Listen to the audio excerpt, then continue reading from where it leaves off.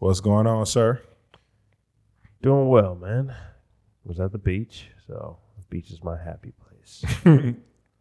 Good stuff, man. Well, welcome back.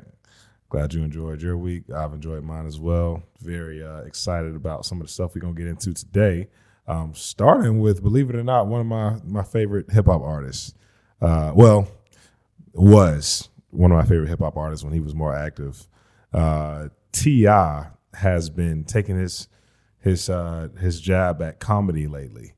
And he was at the Barclays and got pretty much booed. I wouldn't say booed off stage, but he got booed pretty heavily. And man, this is an interesting case right here because when I see something like this, I'm tempted to think, man, is it better for folks to just stay in their lane and not really try to do stuff that's outside of the box if they're already established? We know that when you're not established as a certain, household name, it's cool to try different things. You don't really got much to lose. But, once you gain some success, whether that's financially or, you're just more well known, is it more wise to just kind of keep in your lane so that, you for the sake of your legacy and not being embarrassed? I respect him for taking the risk. Let me say this. And I also say that this isn't the end for him. I think obviously he has more things that he can prove in this lane. But this is a pretty heavy hit. It's a pretty heavy hit. And for context, he's been doing this probably for a couple of months now. These different stand-up comedies and things like that. And this is obviously the most severe response that he's gotten. And so, talk about this. So was he? I did not see the clip. Was he booed off stage? Or so close. He wasn't booed off stage. He kind of held his ground, but he was booed for a good solid, I would say, 45 seconds to a minute. Just raging. Just straight boos. Straight up boos. Straight boos for a minute. And he was just yelling through it. He was still telling the jokes, just yelling through it. At one point, he even got a little upset with the crowd and reacted back to him. Okay. Yeah, so. Should he stay in his lane? No. At his stage, even though I haven't seen him, I can't imagine him being very funny. To be honest, But honestly, there's very few people who are like creatively funny anymore. Like for a bit of like a full stand up, that is much different than making like a 15-second clip online, or like 30-second. Like that is hard stuff. So 100%. I do respect that somebody's willing to try. Yeah. Getting on stage for a full bit. Yeah. Man, you got to have material. You got to work on your act. It's an art form. Oh, yeah. And then a lot of people can't be funny without being crude. Like, right. There's a quote by, was it Richard Pryor? Who, oddly enough, has some pretty dirty stuff. But I don't know if it was him, but like somebody said that if you can't be funny without being crude, you're not funny. Well, that is a great point because I won't lie. This dude was the crudest of the crude. Oh gosh. Oh, is he? Oh gosh. Yeah, if you can't make people, you're not that funny. Yeah. And there's a lot of people who are not funny today. You just try to drop an F-bomb every 2 seconds and get people who are under 20 to laugh because they don't know what else to do when they hear swearing. It's like a shot at everybody on the tour. I'm sorry. Like it just has to be said that why is your vocabulary so restricted to 7 words in the English language? Facts.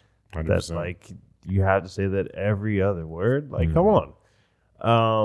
But aside from that, I do respect the fact that he got on stage at this point in his career. I want to make that clear. Like you already did something, and it wasn't like a cop out, or you're just looking for something else to do. Right. It was something he clearly wanted to try. He could do a lot of stuff right now, but he clearly had his sights set on something that was not easy whatsoever. He gave it a shot. I'm not saying he's done, but he's giving it a shot. And at that stage, you get to try stuff if you want to. I mean, this happens a lot with. I don't think he was on the list of artists that sold their catalogs. He might be. I don't recall. But a lot of them, when you sell your catalog, it's because you have something else you want to do. Yep. I think a lot of times people look at artists like they're supposed to have this 20-year career or Mm-hmm. whatever. It just doesn't happen like that. Right. Most professional athletes, it's not a 20-year career. Right. I think the average span is like 7 years, something like that. Mm-hmm. So that's you got a lot of life left. You got to have other stuff that you want to do. Yeah. But that goes to the point for artists that even, you may be one of the people like these 30-year people. That's few and far between in anything you do. I mean, we got Tom Brady, so throwing the football, decided he wanted to come back, and I'm not saying he's too old because I don't know what's wrong with him. Like he's eating some sort of special diet that none of us else are eating, so he can still do that. Yeah. But there's very, very few people who are going to do that. So Yeah. I don't say it's an extra strategy. I say it's an expansion of your interests. Like I think of myself and a bunch of others that you just something else came across your way that lended to your skill set. Yeah. This one, I guess you're kind of like acting out and like you're being creative with the comedy, so it kind of is related a little bit to being an artist. But for others, like with myself, I had an idea that's like midway between the creative industries and the financial industry. And I mean, if people hear me talk, most would be surprised at this point. Like, oh, you produce music. I just didn't see you as that type of guy. Which, looking at it now, kind of surprises me. Think back on it myself.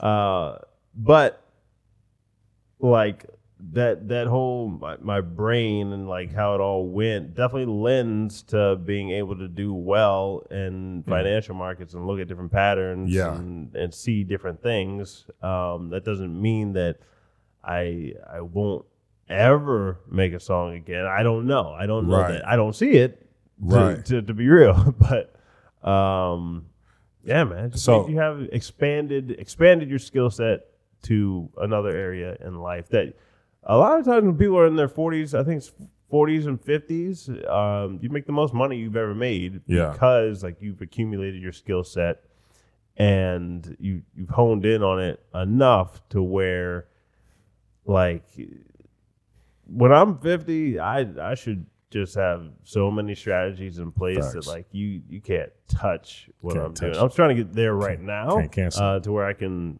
get in and out of this position, that position to where like don't matter how much money you have. I don't care if you're, one of these huge funds out there. Like me personally, I should know enough that I can beat nearly everybody on the planet. And if I haven't beaten you, then like I should have joined you at that point. Yeah. That's where I see it. Okay. You said something a second ago that was kind of a nod to something I was going to say, which is I think it all boils down to self-awareness. And so I think for a person like T.I., though, so in this scenario, this dude, he's a newer comedian, but he just did a set at Barclays. You know what I'm saying? For one, you're already in a super critical environment. You're in New York. And then two, it's at the Barclays. You know what I'm saying? So, he accelerated himself because he's able to get to one of the biggest platforms that he possibly could as a newer comedian. I wonder if sometimes the applause of people, because he is a celebrity, jades your self-perception and your self-awareness, because the applause of people sometimes could cause you to be a little bit overconfident about what you're actually able to do. He was very successful as a hip-hop artist, but now that he's trying to transition into the comedic realm, he probably felt like he could handle the Barclays because he's gotten so much applause as a hip-hop artist. I'm not saying this is the case, but your success on one platform does not always equate to, the success or your ability to perform likewise on another platform.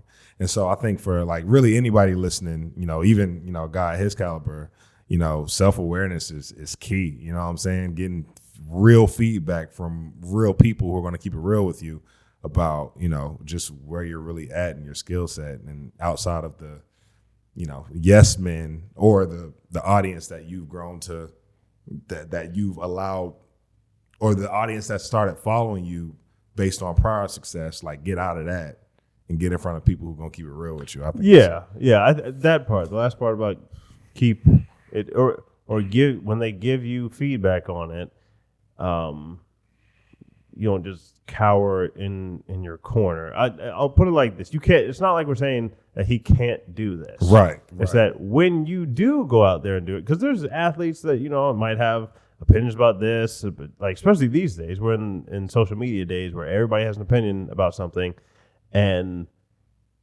I don't think it's a good thing to tell them, hey, like I can't remember her name, but she pretty much told LeBron James, shut up and dribble, right? Mm-hmm. I don't agree with that statement. Right. I do agree with people who, if LeBron James or T.I. or whatever, like they say something or they try something, you're in the public square anyway. Right. So if you try something and people who know their stuff will raise an objection, right, that's not telling you to shut up and dribble. Right. It's if you want to enter this square, or it's like, let's say I was talking about investing, mm-hmm. and I had like no numbers behind me, and I didn't know what the flip I was talking about, right. and I had actually lost money over the past year. Right. Then, if I try to go into a discussion with somebody, I mean, it's pretty much like that's a little bit different because you're dealing with numbers, and it's literally like, hey, you made this percentage or you didn't. Mm-hmm. So that is why I actually like this field, because everybody can talk, but mm-hmm. this is actually just numbers. So if you don't have your numbers, then that's the only field where effectively people can say, all right, shut up and go over there. 100%. But for the ones that can be a little, look at nuance and all that other stuff, like politics, you do have to be prepared for people to raise an objection to you.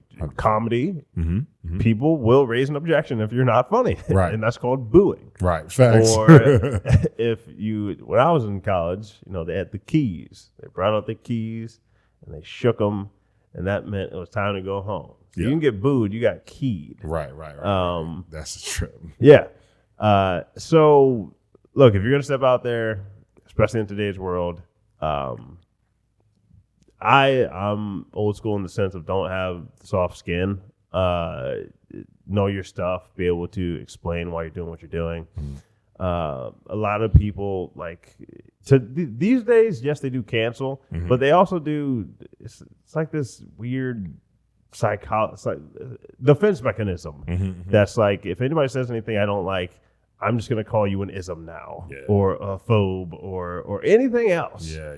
Like if this had been, T.I. was in a room full of white people, it would have just turned into like, they would have somehow brought in something else and like all this other stuff. Like, just stand your ground and just work on the merit of what you're doing. If he wasn't funny, at least he owned it. I think he's talking about like, look, that happens sometimes. Mm-hmm. And he says adversity is what I do. Yeah. Like, hey, good for you. Yeah. Like you recognize this is a very subjective field, right?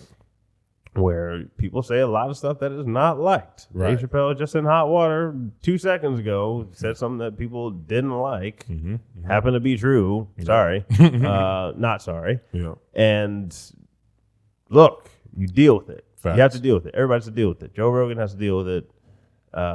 Everybody on the planet has to deal with it. 100%. So if this is what you're going to do down your line in your music career, especially I'm talking to these younger people, especially, man, you guys have been really influenced by this wave of culture. So try to break that as soon as possible, because that will limit your critical thinking, just trying to turn everything into a defense mechanism. 100%. Just accept what it is, accept different people have different opinions. His set might have done well somewhere else, for all we know. Mm-hmm. Might have been cultural to just the South, and they were talking about New York. And I don't know. But yeah, those are the takes on it. Good stuff.